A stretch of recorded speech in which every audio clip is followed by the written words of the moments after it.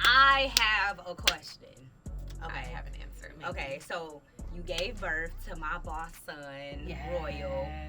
But question, what made you want to be a surrogate? Ooh, one of my favorite questions. So I wanted to be a surrogate when I watched Gabrielle Union's journey, and I was like, where did this baby pop up from? So I went to YouTube University, and I started doing some more research, and I'm like, wow, the concept of surrogacy is absolutely profound. So I ended up going to Google, and I found out that there was an agency really close. So it was such a long process that like an interview, I had to get a psychological evaluation, and it was just such a crazy process that people don't even talk about. And they sent me a couple. I looked at the couple and read their story basically, and I compared them to my lifestyle and how they lived their life and what got them to this point, because it's different pathways that could lead you to, needing a surrogate or pursuing that realm. And I don't know, they just seemed cool, but I was still nervous at the same time. And then as time went on, we bonded, we talked, we had a Skype Zoom type of feel and everything, and it was just natural. We was just asking each other questions and created that sisterhood and brotherhood, and it was crazy. It's crazy. I'm Auntie. I'm Auntie P, and I'm Auntie P for a couple of kids. But one of my best friend, Tash, I'm her aunt. It's crazy. I'm her aunt, like her kid's auntie. And honestly, it's shown me that like I don't really necessarily want kids, but I love like spoiling kids and nurturing. I don't know. I think the biggest thing that I've like noticed though, like in being an auntie, like there's so much. It really takes a village to raise a child. Yes. And like that means so much to me. I realize even the little small things I do does make a difference. Absolutely. And like I just want to keep trying to do that and like being that. But I don't think I want any kids. Like I'm just gonna be auntie because when they get tired and they over me, where mama at? Right. Was it anything like when you gave birth to your actual child? Far from it. Totally far from it. I mean, the love was there. Like I carried my pregnancy with the baby just like I would care for my own son, Royal. And I don't know, like I made sure to be very cautious. I just wanted them to be a part of it as much as possible, and that's exactly what I got. They supported me through everything. We would they're out of town. They weren't in Ohio like me. So we would FaceTime at every appointment. If they couldn't make it, they did make it to some appointments too. And it was just really inclusive. And I don't know, it's kind of heartbreaking to know that you can't carry your own kids sometimes. So I just wanted her to feel a part of it, them as part of it, as much as possible. Did you get attached to the baby at all? Not in a motherly way, or like a nurturing way. Like that's my son. That's not my son. That's my nephew. Like I feel like how I feel with my sister Shayla, my Tashiana, and I'm like, he's another nephew.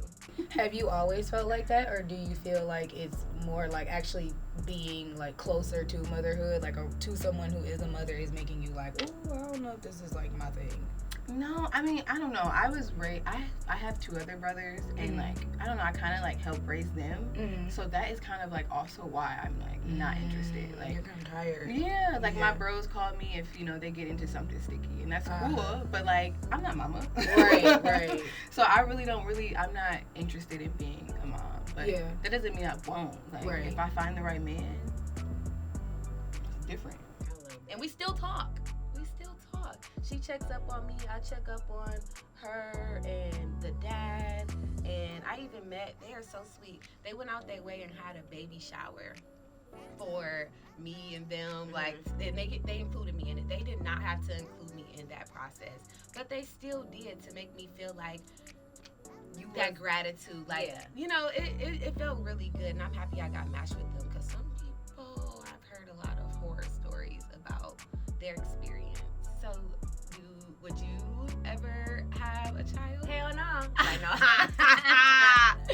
know. Yeah. with you too often. Baby, you can give it something. Baby, I can ride all the time. Baby, I'm talking crazy. I need you right in my space, but I need it. Get on in here and join the slumber party. It's me, Boss Friend, and I'm taking over today's episode. Since this talk show is all about controversial topics, I want people to know that there's a plethora of health conditions that make pregnancy dangerous. I remember when I first heard of surrogacy, I instantly got chills. It was a calling, and I chose to go where my heart led me. Outside of my own son, having the opportunity of being a part of their journey was one of the best decisions that I've made in the entirety of my life. So if you're hearing this and get chills, I urge you to take that leap because not just the intended parents, but their entire family will make you feel so loved. According to the minorityhealth.hhs.gov, hey, that's how you know when you have a credible source, when it ends with .gov. I mean, but do you trust the government? I don't know, but credible source. African American infants are 4 times more likely to die from pregnancy complications as compared to their counterparts. There is a clear gap in this social justice issue. As if it already wasn't tough being in a society where the Black woman is the most disrespected demographic, imagine tacking on being a surrogate. The backlash and stereotypes that could potentially come with that new title scared me initially, but not enough from shying away from this big decision that I made. My favorite part about being a surrogate was holding the intended parents' hands as they stared at their son in complete awe when we were in that recovery room. The mother had an expression that's tattooed in my thoughts. My least favorite part? The hormone injections. Yes, if you know about IVF, you know. Thanks for hearing my story. Now, let's get back to the sleepover. Okay, we're gonna play Put a Finger Down. So everyone has to put their 10 fingers up. Okay, so the first one is put a finger down if you want to experience childbirth, and if you already have, would you do it again? Wait, okay, yeah. Yeah, I will only do it if I'm married, though. When I'm married, though. Speaking to existence. Her. I for sure want to pop some kids. I want like 3, 4, 5 kids out this cooter. Okay, put a finger down if you feel like your womanhood wouldn't be complete if you didn't have a child. Why? Only because I already have a child, So you and know I what it's can't like. even go back into that kind of mentality because it just switches your whole mode. Put a finger down if you're hesitant to have a child because of the effects it could have on your body and dealing with postpartum. Yeah, I'm definitely worried about that. I'm worried that I won't have enough support, or I don't know. Like, I'm just not familiar with any of that, so that is definitely a concern of mine. Put a finger down if you ever felt pressured by your parents to have children. I wish. Really? My parents are damn near like, don't you have no kids? You ain't ready. It's like indirect pressure. Like, they don't say like, oh, when you gonna have a kid, but it's just like, you know, my mom be like, oh, I can't wait till I have me some. Like, I know my mom wants grandchildren, so it's not like she pressuring me, but I know she wants it, so I internally feel the pressure. See, I wish for that. Like, I feel like my parents are literally the exact opposite. I feel like it is almost pressure for me not to have kids, even though I'm literally married and X, Y, and Z. I feel like they make it very apparent, like, we are not trying to be grandparents. We ain't about to be sitting watching your kids and da-da. Like, it's like, damn, I ain't saying nothing. But I know when I spent lots of time at grandma's house, personally, for me. But, you know, it's just that. But I do feel like this new age of grandparents, it is a constant rhetoric of like, mama gotta have a life too, Jody. So, you know, nobody wants to watch no kids. I feel like that's the pressure I get. I would love somebody to anybody to be like, we want you to have a kid. I would love that. Okay, put a finger down if you've considered having a natural at-home birth. Ooh, absolutely. Oh. I've always wanted to have one. Take me to the hospital. Rub me up. What makes you feel that way? I don't have time to play with that. Like, you know, like that is so serious. I need all. You know what? I do want to reach a level in my spirituality where it's like, you know what? I'm gonna have birth at home because it's the healthiest way to do it. But that is just, I'm not a pain person. Okay. So I need The meds. that epidural. Do you because worry about the statistics though, as being a black woman, as in like how we are more susceptible to die from like childbirth? Because I feel like I'm Yes, that way. yes. I'm scared of the pain, but I feel like I am more scared of the Of dying. dying. I'm scared or of them forcing me scared into a of C-section or dying of pain. Right. But it's okay. like that could also stall it. It can have that completely opposite effect. If you know that you're not good with pain, then you have anxiety. Now you got accelerations and decelerations in the baby heart rate because you can't control. You know what I'm saying? So in that case, definitely drug me up because I know that could be the safest options for my baby to come out healthy. So Absolutely. I understand that. All right. Put a finger down if you've ever felt dismissed or went unheard by a medical professional. Please, I would have my whole hand down. Yes.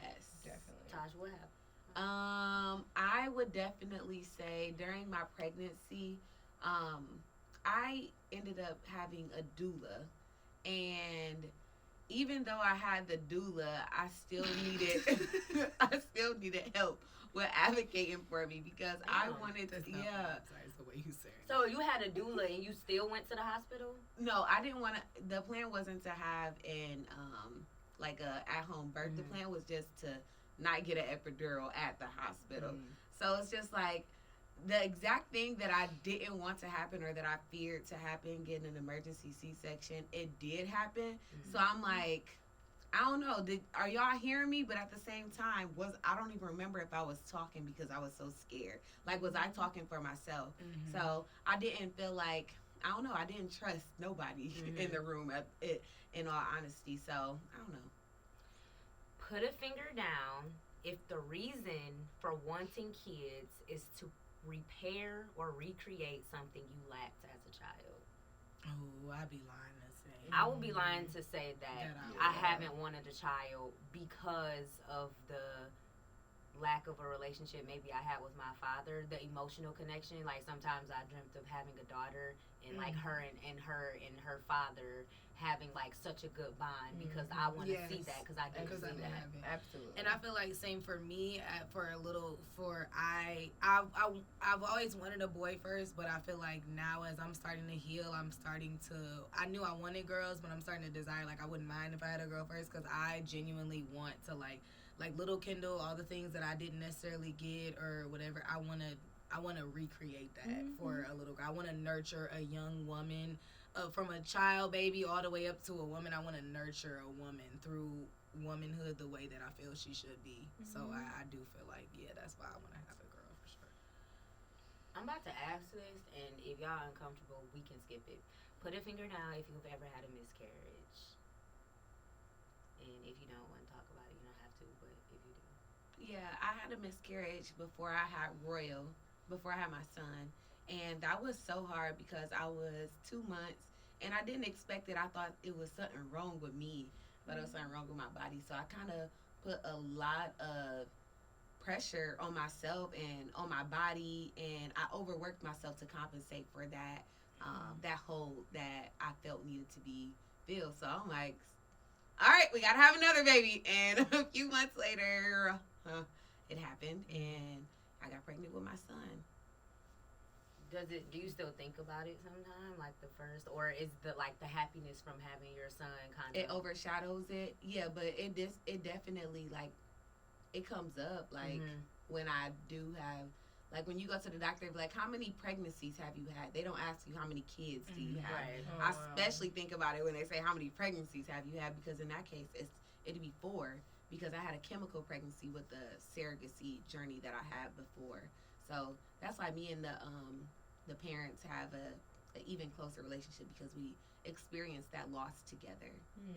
What's a chemical pregnancy? Chemical pregnancy is basically where I'm taking all of the Lupron and estrogen and testosterone shots to trick my body into thinking that I'm pregnant, and then like the trick just doesn't trick all the way through, and you're like, you would say the test, the pregnancy test would say positive, positive, positive, positive. You go in to go get your beta results, and you're not pregnant.